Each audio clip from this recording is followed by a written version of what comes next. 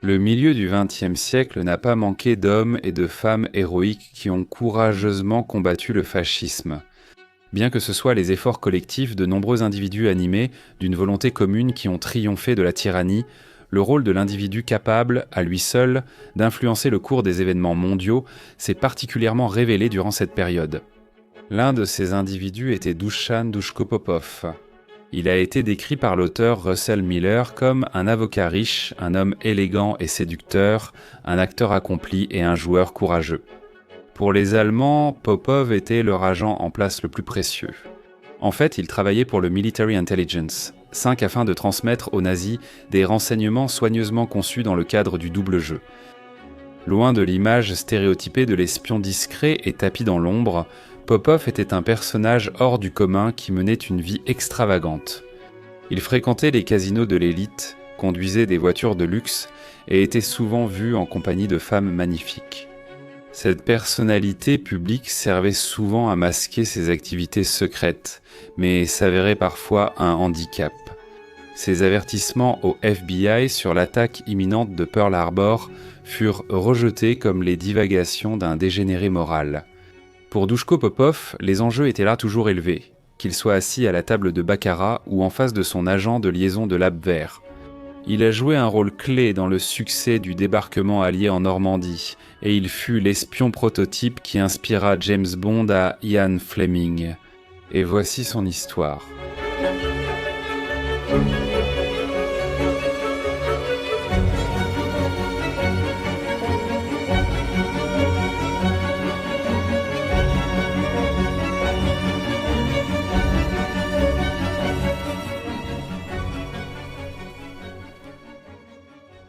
Duško-Popov est né le 10 juillet 1912 dans une famille serbe aisée à Titil qui faisait alors partie de l'empire austro-hongrois et qui devint plus tard une partie de la Yougoslavie. Popov a grandi dans un monde de privilèges et d'influences cosmopolites. Son père, Milorad Popov, était, comme son propre père avant lui, un industriel prospère, accumulant pour la famille une fortune considérable grâce à l'industrie, à l'exploitation minière et à des investissements dans le commerce de détail.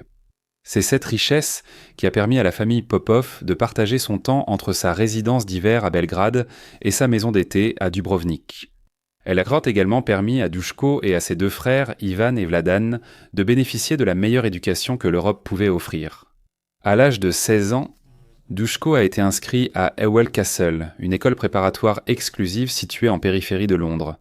En 3 mois, l'esprit rebelle de Popov s'est spectaculairement manifesté. Après avoir manqué 1 heure de retenue, il a été puni de coups de canne. S'opposant à ce qu'il considérait comme une punition injuste, Popov a arraché la canne des mains du professeur et, sous les yeux de ses camarades de classe, l'a brisée en 2. Cet acte de défi lui a rapidement valu d'être expulsé.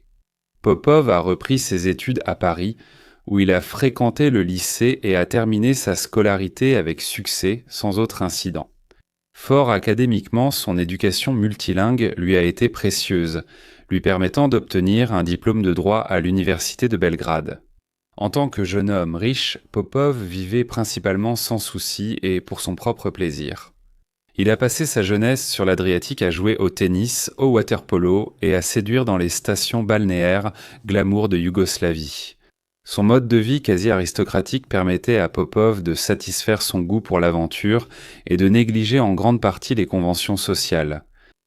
La décision de Popov de poursuivre un doctorat à l'université de Fribourg en 1934 a préparé le terrain pour son entrée ultérieure dans l'espionnage clandestin. Située dans la pittoresque région de la Forêt-Noire, dans le sud-ouest de l'Allemagne, Fribourg offrait une combinaison attrayante de prestige académique, d'une vie étudiante animée et d'une proximité immédiate avec les pistes de ski qu'affectionnait Duško.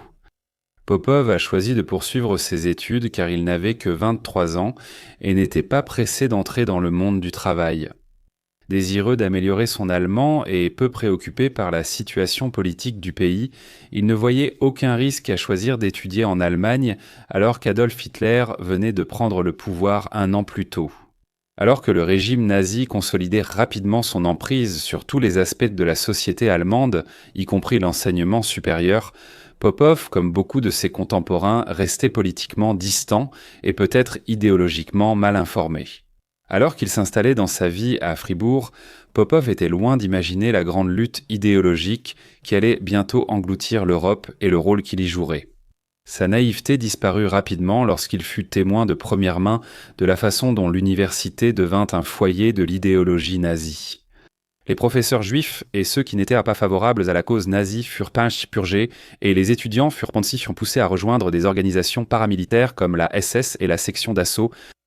Popov, fort de son éducation internationale et de sa vie cosmopolite, refusa de se laisser intimider par cette atmosphère.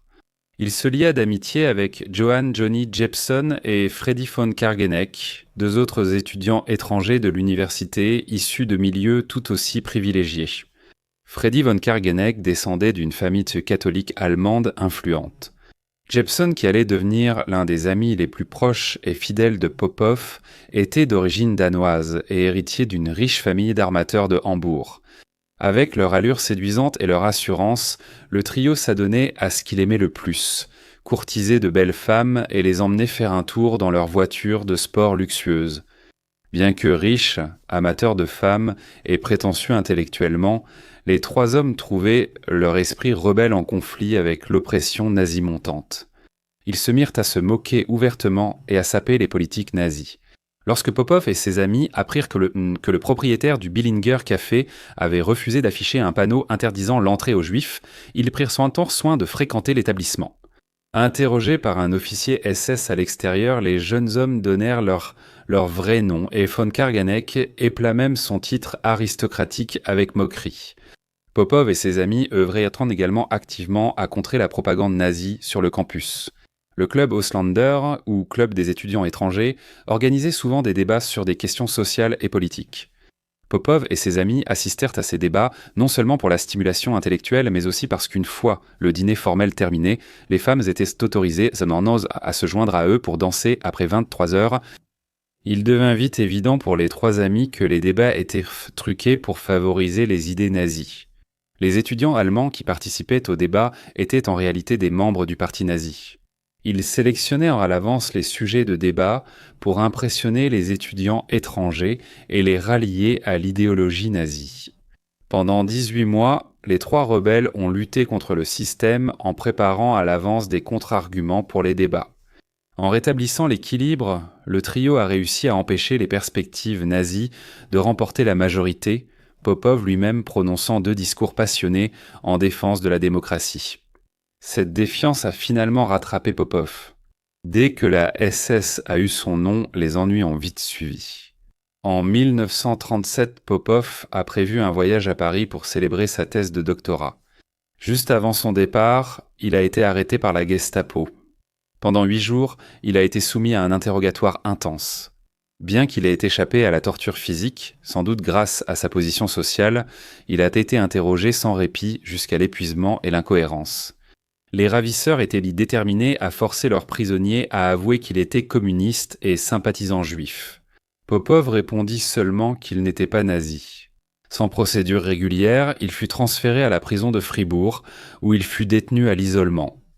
Pendant ce temps, l'ami de Popov, Johnny Jepson, avait remarqué l'absence remarquée de son ami et commença à s'inquiéter.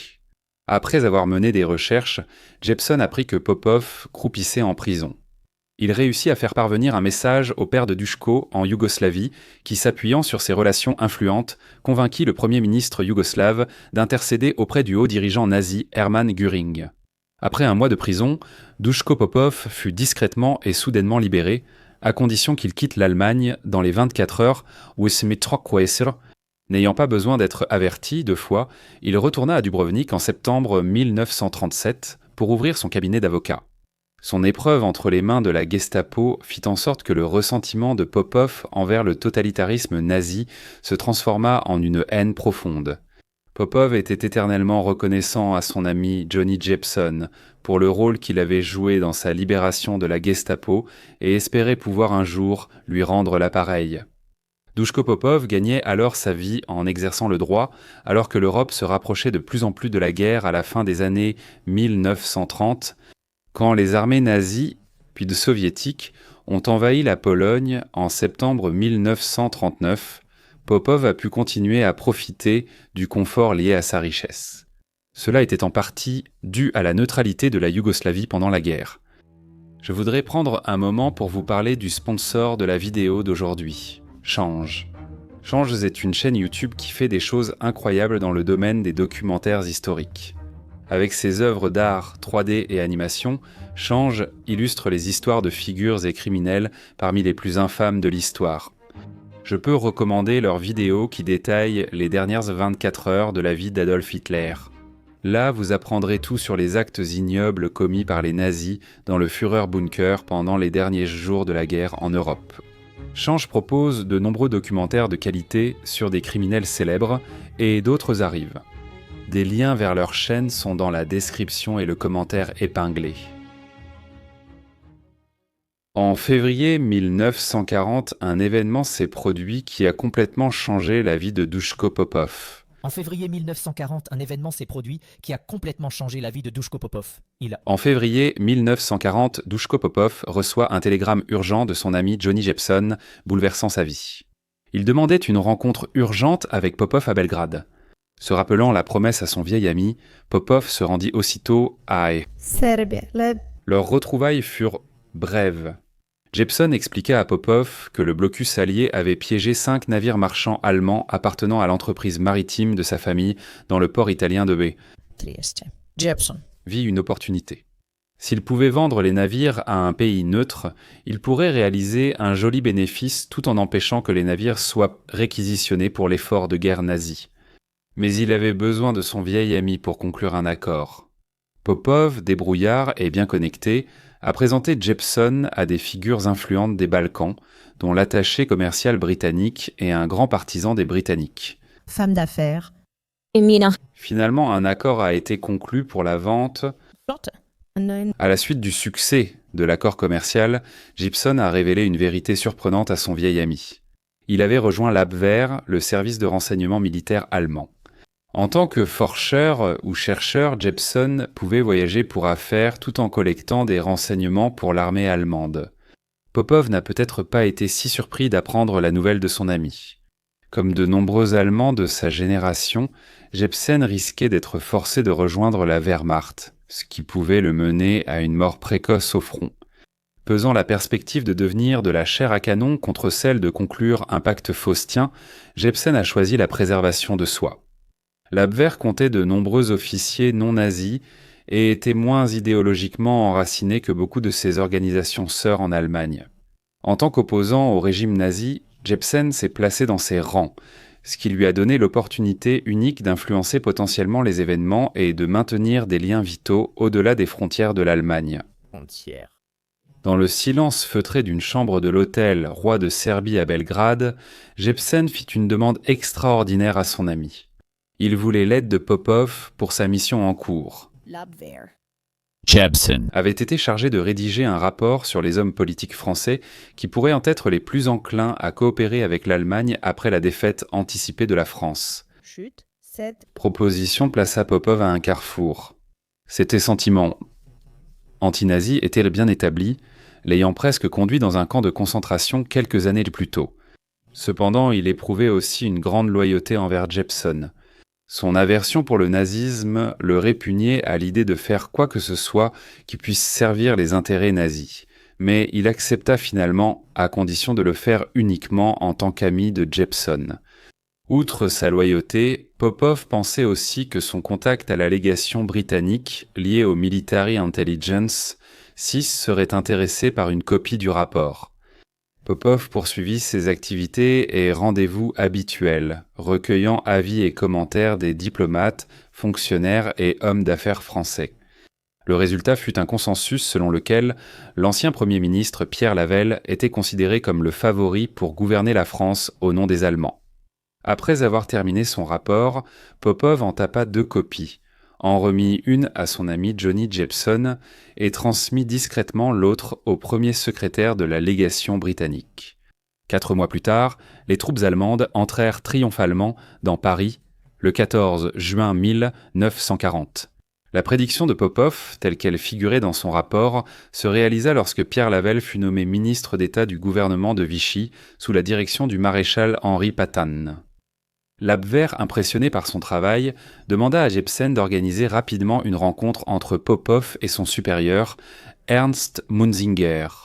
Lors d'un dîner organisé par Popov à son domicile, Munzinger a clairement fait savoir qu'il souhaitait recruter Popov pour l'Abwehr. On lui promit richesse et influence dans une Yougoslavie d'après-guerre contrôlée par l'Allemagne. Munzinger fut ravi lorsque Popov accepta la proposition.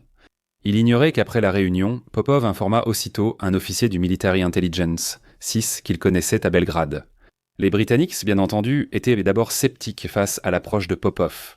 Le monde de l'espionnage en temps de guerre regorgeait de tromperies, et il n'était pas exclu que Popov essaye d'infiltrer les renseignements britanniques pour les Allemands. Cependant, les instructions de Popov étaient alors de jouer le jeu et une histoire fut inventée sur un ami diplomate à Londres pouvant fournir des renseignements utiles. Par Jepsen, Popov suggéra aux Allemands un voyage à l'Ouest. Mi-novembre 1940, son départ pour Londres fut autorisé. Il voyagea de Lisbonne à Londres et y resta discret en attendant les instructions des services de renseignement britanniques.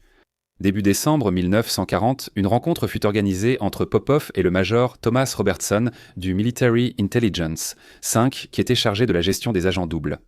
Pendant 4 jours, Popov fut interrogé par le major Robertson et 3 officiers du Military Intelligence, 5 pour déterminer ses loyautés et intentions.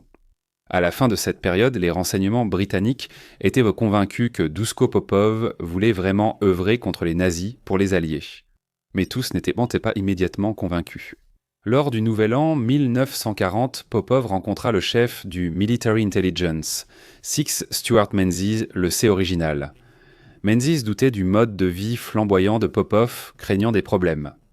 Il reconnut néanmoins son potentiel en tant qu'espion, mais il en faudrait plus pour assurer le plus grand maître espion du monde. Le comité Double Cross recruta alors officiellement Duško Popov comme agent double. Son premier nom de code, Scout, a vite été remplacé par Tricycle. Certains pensent que ce nom de code faisait référence à la vie amoureuse de Popov, et non à sa réputation de grand séducteur. Certains disent que c'est parce qu'il dirigeait un réseau d'espionnage de 3 personnes. Quelle que soit son origine, Popov, devenu agent tricycle, était prêt à devenir l'un des agents doubles les plus efficaces et audacieux de la Seconde Guerre mondiale. Son recrutement a marqué le début d'un jeu de duperie à haut risque qui allait s'étendre sur plusieurs continents, influencer le cours de la guerre et, en fin de compte, assurer à Popov une place dans les annales de l'histoire de l'espionnage. À l'aube de 1941, Duško Popov se préparait à retourner à Lisbonne, mais il ne pouvait y aller les mains vides. Popov entra en contact avec Ewan Montagu, officier du renseignement naval britannique qui deviendra célèbre pour l'opération Mincemeat.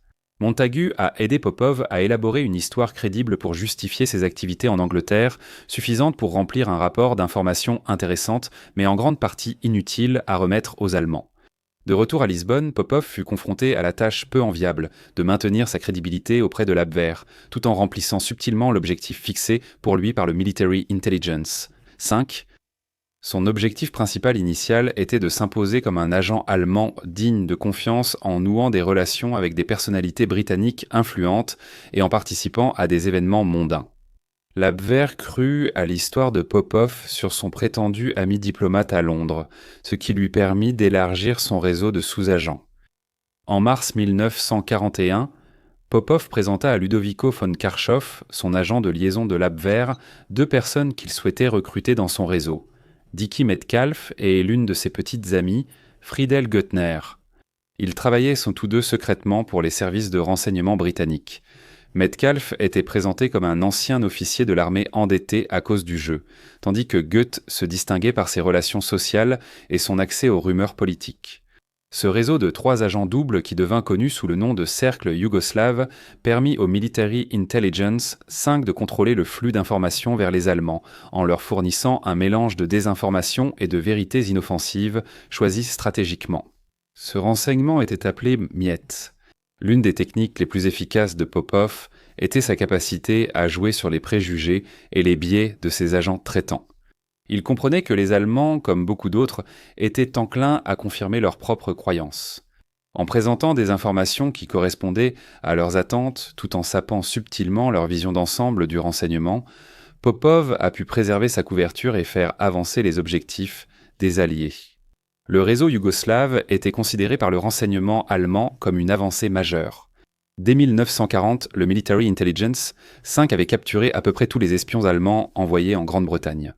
C'était grâce aux décrypteurs britanniques ayant percé les codes Enigma allemands. Cela signifiait que les services de renseignement britanniques savaient précisément qui arrivait clandestinement sur leurs côtes, et exactement quand et où.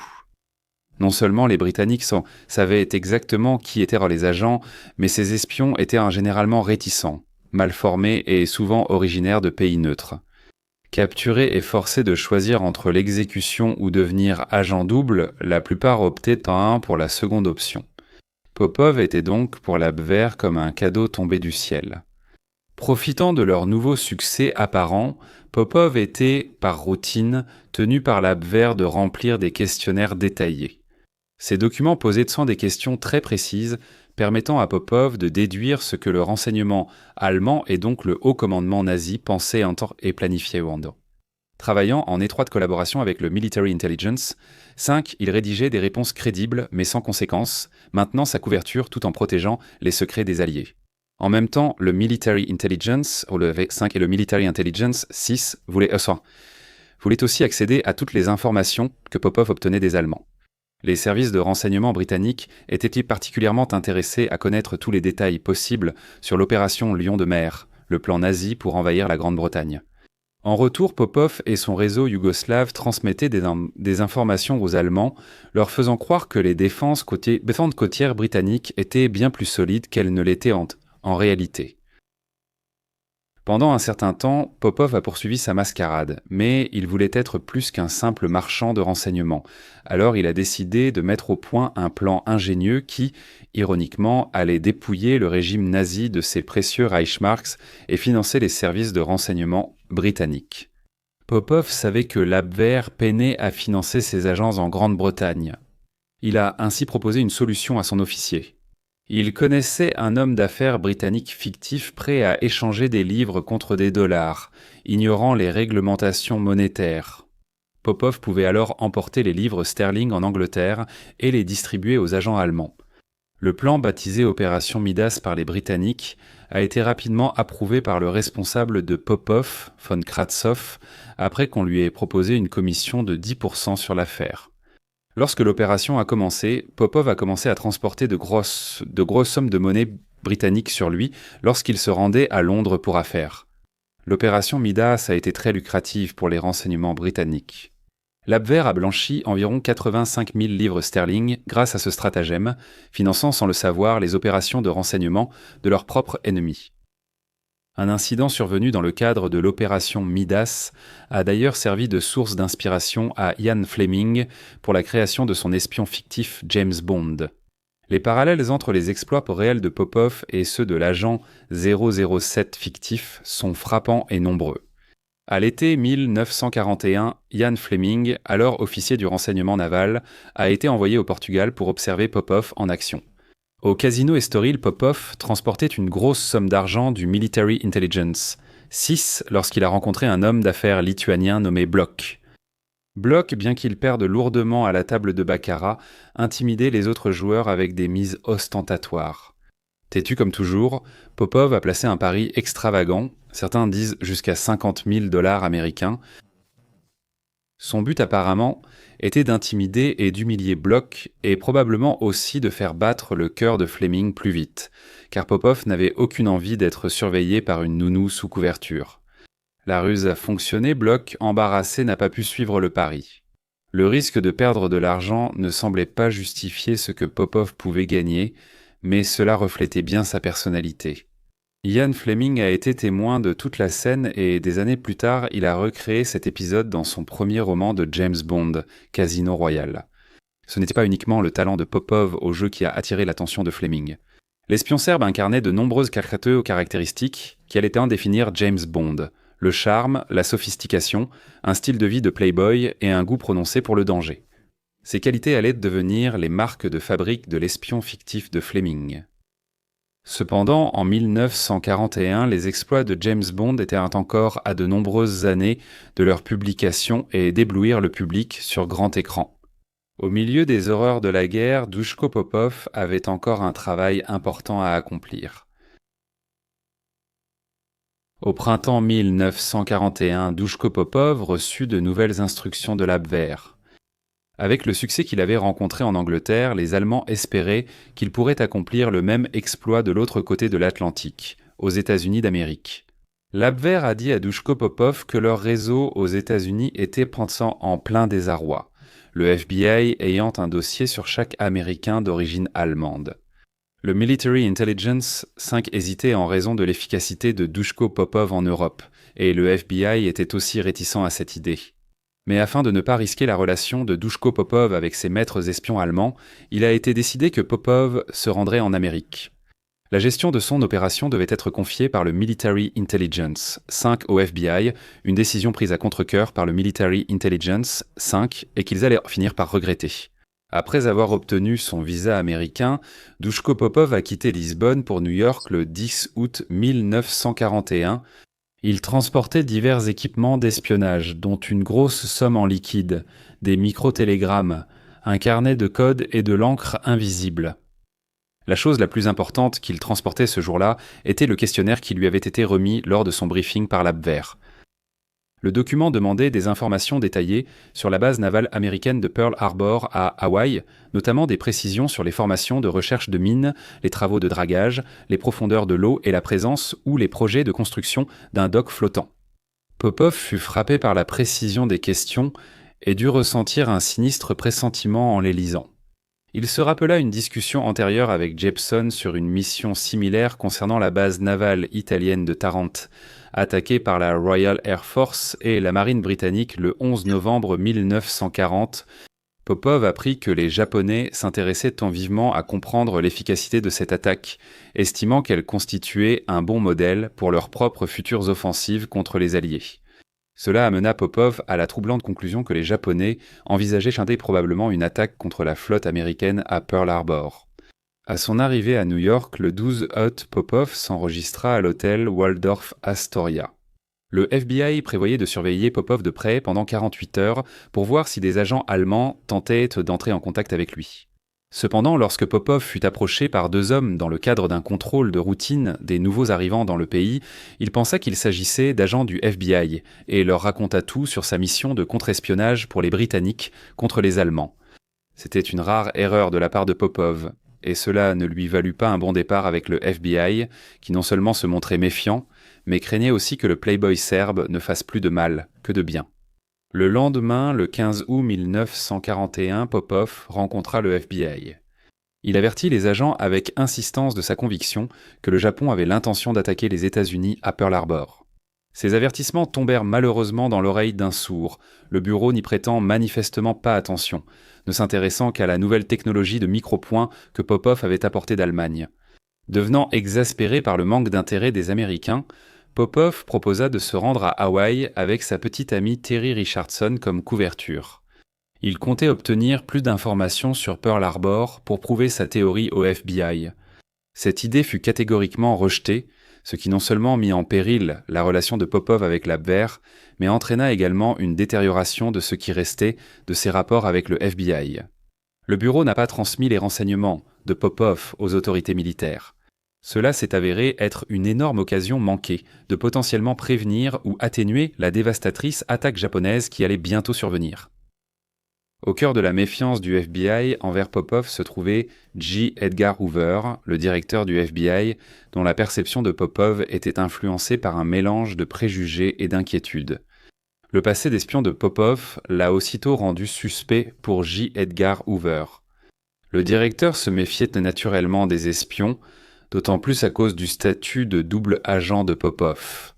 Hoover se méfiait aussi de Popov, qu'il voyait comme une menace pour la sécurité nationale américaine, car il était étranger. Peut-être que ce qui a le plus nui à la réputation de Popov, du moins aux yeux de Hoover, c'était son mode de vie, qui contrastait fortement avec l'image de rectitude morale que projetait Hoover. La vie sociale flamboyante de l'espion ses goûts coûteux et ses nombreuses liaisons amoureuses étaient vus avec dégoût par le directeur du FBI. Pendant son séjour aux États-Unis, Popov vivait comme il l'avait toujours fait, c'est-à-dire de façon extravagante. Il a dû emprunter de grosses sommes d'argent au FBI qu'il disait nécessaires pour maintenir sa couverture. Ces relations amoureuses, qu'il considérait comme un élément essentiel de sa couverture, étaient perçues différemment par Hoover et le FBI. L'une des liaisons amoureuses de Popov pendant son séjour aux États-Unis était avec l'actrice française Simone Simon. Après s'être rencontrés à Paris, Popov et Simone Simon ont continué leur relation passionnée et très médiatisée aux États-Unis. Cette relation a failli compromettre la couverture de Popov lorsqu'un chroniqueur mondain a rapporté leur liaison et publié des photographies du couple.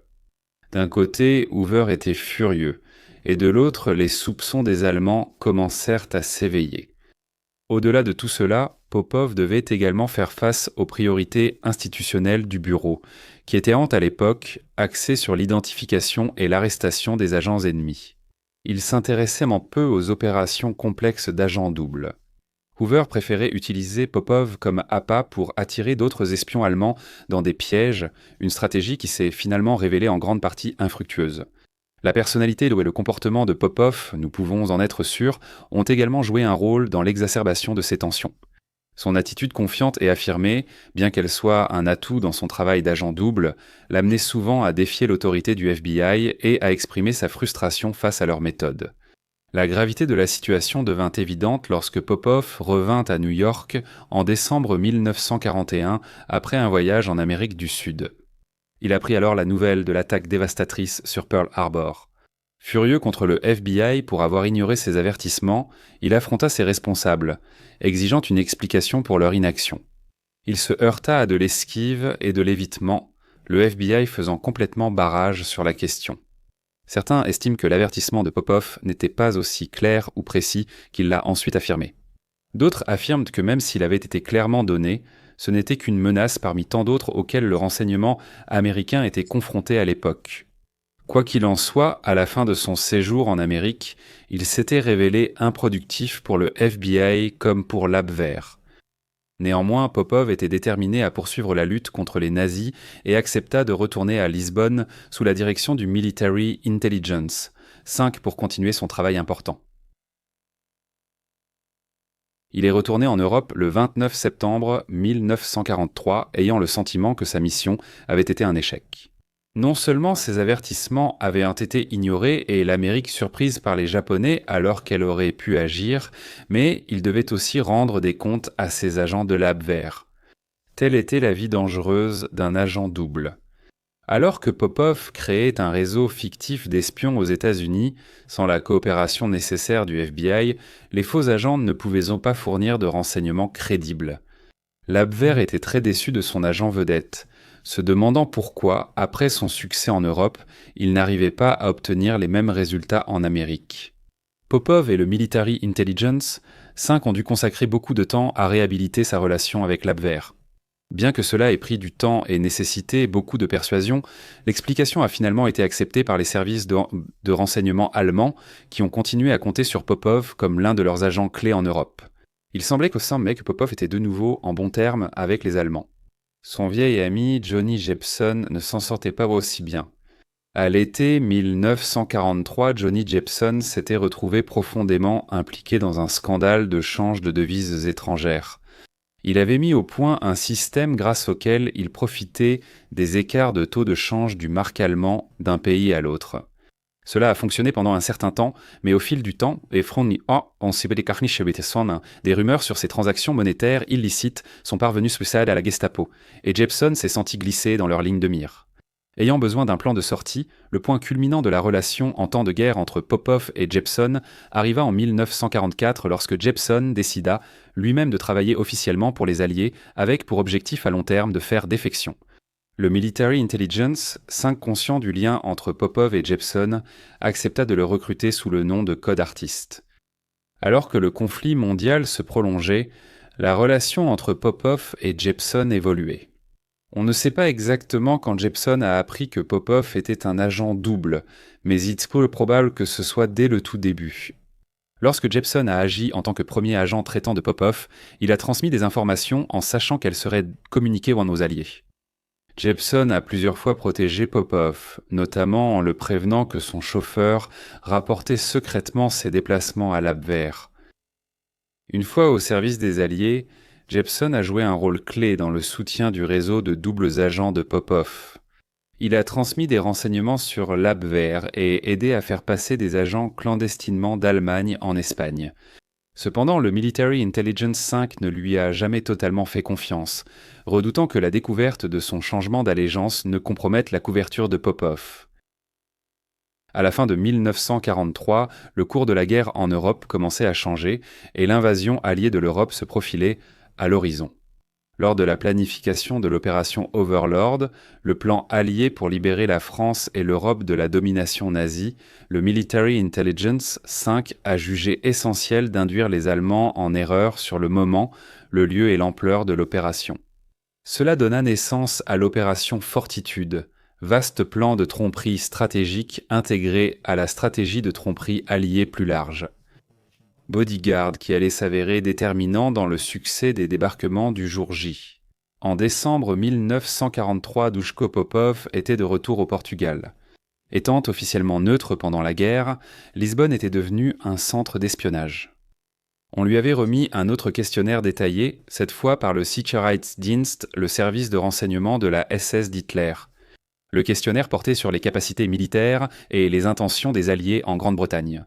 Le Military Intelligence 5 profita de l'occasion et rédigea soigneusement les réponses de Popov pour diffuser de fausses informations sur un rassemblement de troupes dans le sud-est de l'Angleterre. Cette tromperie prolong maintenue par plusieurs agents doubles travaillant dans le cadre de l'opération Double Cross visait à renforcer la conviction des Allemands que la région du Pas-de-Calais serait le principal site de débarquement pour l'invasion de l'Europe, la Normandie n'étant qu'un débarquement de diversion de moindre importance. Popov fournit également des rapports détaillés sur la fictive Première Armée américaine ou First United States Army Group, censée être dirigée par le général George Patton. Cette armée fantôme, présente seulement sur le papier, et grâce à des accessoires et structures gonflables, était centrale dans le plan de tromperie des Alliés. Les rapports de Popov ont contribué à renforcer la conviction des Allemands que cette force était réelle et prête à frapper à Calais. Le mois d'après, Popov a vu son frère à Lisbonne. Arvo Popov, qui était lui-même devenu un agent double sous le nom de Code Dreadnought, a joué un rôle crucial en renforçant la couverture de son frère. Se faisant passer pour un officier yougoslave pro-allemand, Arvo a fourni à Popov des informations supplémentaires fabriquées sur de prétendus plans alliés, renforçant ainsi davantage la supercherie concernant le Pas-de-Calais. En avril 1944, Popov s'est rendu à Londres pour un débriefing avec le Military Intelligence 5 et pour recevoir ses instructions finales avant de retourner à Lisbonne. Il a suivi une formation intensive, comprenant des visites dans les zones mentionnées dans ses rapports fabriqués afin d'améliorer sa capacité à résister à un interrogatoire par le Sicherheitsdienst. Lorsqu'il s'est retourné à Lisbonne à la fin avril ou au début mai 1944, Popov a subi un interrogatoire intensif de 2 jours mené par Alois Schreiber, un haut responsable du Sicherheitsdienst envoyé de Berlin pour débriefer leur agent. Heureusement, l'ami de Popov, Jepson, était présent lors de l'interrogatoire et a su instaurer un climat de confiance avec l'interrogateur du Sicherheitsdienst, orientant ainsi l'issue en faveur de Popov. Sous une pression énorme pour rester cohérent et éviter toute contradiction, Popov a réussi à résister à l'examen minutieux, convainquant Schreiber de l'authenticité de ses rapports fabriqués.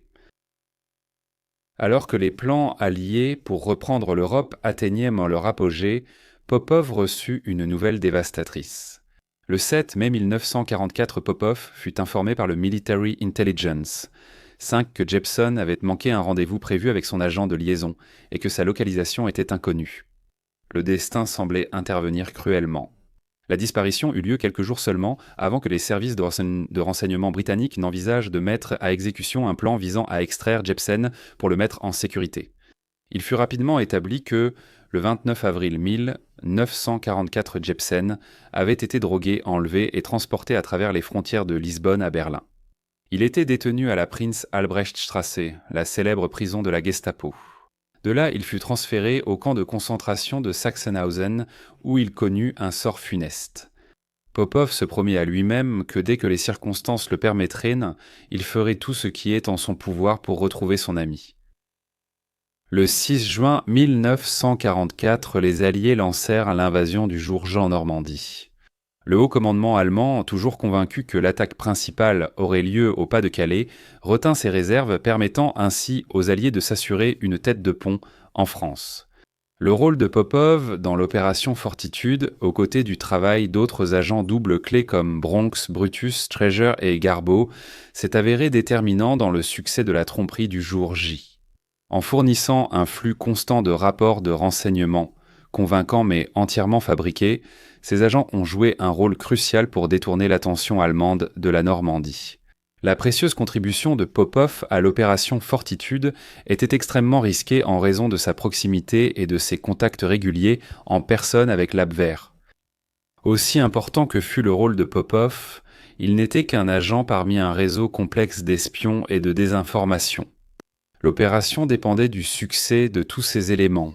Agents doubles, hommes d'État, opérateurs radio, décrypteurs de code à Bletchley Park, ainsi que tous ceux impliqués dans la fabrication de fausses installations et équipements militaires. Chacun de ces éléments représentait un maillon de la chaîne qui, s'il était brisé, aurait pu faire échouer l'ensemble du plan d'invasion. Après le jour J, alors que les Alliés progressaient à travers la France dans leur mission ultime vers Berlin, le rôle de Duško Popov en tant qu'agent double a naturellement commencé à décliner. L'influence de l'Abwehr diminuait, et l'attention des Alliés dans la guerre se déplaçait. Le 8 mai 1945, les Alliés de la Seconde Guerre mondiale ont officiellement accepté la reddition sans condition de l'Allemagne nazie. Duško Popov avait toutes les raisons de se réjouir de la victoire historique sur le régime qu'il avait combattu tant d'années. Pourtant, il ne pouvait pas se reposer, choisissant plutôt de se lancer dans une dernière mission, une quête personnelle de justice pour son ami Johnny Jepson. En octobre 1945, Popov s'est rendu à Paris pour enquêter et rechercher son ami. Ses pires craintes se sont confirmées lorsqu'il a appris que Jepsen avait été torturé puis exécuté alors qu'il se trouvait à Sachsenhausen. Johnny Jepsen est allé courageusement à la mort sans révéler la véritable identité de Popov ni aucun autre secret des Alliés. Popov a également appris le nom du commandant du camp de concentration qui avait ordonné la mort de son ami. Dans une rencontre glaçante décrite dans ses mémoires, après avoir retrouvé Walter Solzer, Popov l'a conduit dans une zone boisée isolée où il l'a forcé à s'agenouiller. Tenant une arme chargée sur la tempe de l'homme, Popov n'a pas appuyé sur la gâchette, incapable d'exécuter une sentence que beaucoup auraient considérée comme justifiée. Le service de Popov durant la guerre n'est pas passé inaperçu. Le 28 novembre 1947, Popov a reçu l'ordre de l'Empire britannique. La récompense était habituellement remise au palais de Buckingham. Cependant, le Military Intelligence 5 restait encore discret au sujet de ses agents de guerre, et ainsi, comme il convenait à un homme tel que Dušo Popov, l'honneur lui fut remis au bar, à cocktail, du Ritz Hotel de Londres, à Piccadilly. La reconnaissance était mitigée. La mort de son ami Jepson jetait une ombre sur son triomphe, lui rappelant le prix personnel des jeux dangereux auxquels il s'était livré. Alors qu'il s'adaptait à la vie en temps de paix, Popov a tiré parti de ses relations internationales et de son expérience en affaires pour bâtir une nouvelle carrière couronnée de succès. Il a réussi dans l'import-export, secteur qui lui servait de couverture durant la guerre. Pourtant, Popov ne put jamais complètement laisser derrière lui le monde de l'intrigue qui avait tant façonné sa vie. Pendant de nombreuses années après la guerre, Popov est resté silencieux sur ses exploits en tant qu'agent double. Cela changea en 1972 lorsque le livre de Sir John Masterman, le système double cross, leva le voile sur les opérations de renseignement britanniques pendant la guerre. La révélation de l'implication de Popov dans l'opération dans le livre de Masterman a ouvert la voie à la publication, en 1974, des mémoires de Popov, Espion contre espion. Enfin autorisé à raconter sa propre histoire, le livre fit sensation, offrant au lecteur un aperçu de la vie dangereuse d'un véritable agent double en temps de guerre. La sortie du livre a suscité des controverses. Le FBI, toujours soucieux de protéger l'héritage de J. Edgar Hoover, a tenté sans succès d'empêcher la sortie du livre. Dans ce livre, Popov présentait sa version des faits en Amérique, affirmant que Hoover et le FBI avaient ignoré ses avertissements clairs sur Pearl Harbor. Les 3 enfants de Popov et sa seconde épouse ignorant le passé clandestin de leur père et mari jusqu'à la publication du livre. Popov a peut-être pris quelques libertés avec la vérité, ajoutant certaines embellies et inexactitudes factuelles. Néanmoins, cela reste une bonne lecture en tant que témoignage de première main d'un véritable agent secret. Popov a réfléchi aux ambiguïtés morales de son travail, reconnaissant les choix difficiles qu'il a dû faire en cours de route. Il a écrit « Pour survivre aux multiples dangers de l'espionnage, il vaut mieux ne pas être trop sérieux. » Le secret, je crois, c'est d'être léger sans être superficiel. Cette vision suggère peut-être comment Popov a réussi à concilier sa nonchalance face à la menace et au danger constant. La vie de Duško Popov après la guerre fut, à bien des égards, un épilogue à ses aventures de temps de guerre. Il avait joué un rôle crucial dans l'un des plus grands conflits de l'histoire, côtoyé des maîtres espions et des hommes d'État, et vécu sous la menace constante d'être découvert et tué. En temps de paix, il connut le succès dans les affaires et trouva un certain bonheur domestique avec sa seconde épouse, une Suédoise beaucoup plus jeune nommée Jill Johnson, qu'il rencontra pour la première fois en 1961. Dans ces dernières années, Popov s'est installé sur la Côte d'Azur, un endroit approprié pour un homme à ses goûts luxueux. Il est décédé le 10 août 1981 à l'âge de 69 ans. Dans le jeu à haut risque de l'espionnage en temps de guerre, Duško Popov a prouvé que parfois, la meilleure façon de se cacher est d'être à la vue de tous, éblouissant amis et ennemis par une prestation digne des plus grandes scènes du monde.